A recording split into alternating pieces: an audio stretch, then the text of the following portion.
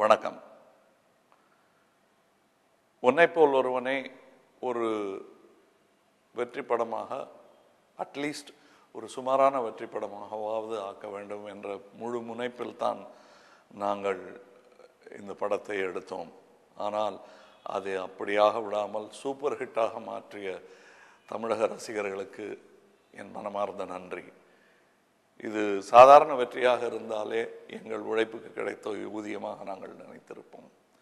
ஆனால் இதை ஒரு பெரிய வெற்றி என்று எல்லோரும் எங்கள் செவிகுளிர சொல்லும்படி செய்த தமிழக ரசிகர்களுக்கு, அந்த ரசனைக்கு முதற்கண் எங்கள் வணக்கம்.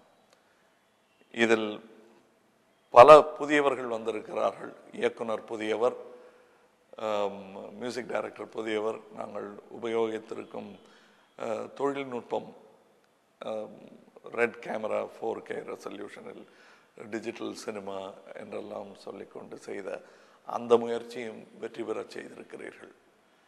இதற்கு தொழில்நுட்பமும் உங்களுக்கு நன்றி சொல்ல கடமைப்பட்டிருக்கிறது. பல விமர்சனங்கள் எல்லாமே நல்ல விமர்சனங்களாகவும், நாங்கள் சந்தேகப்பட்ட சில விஷயங்கள் கூட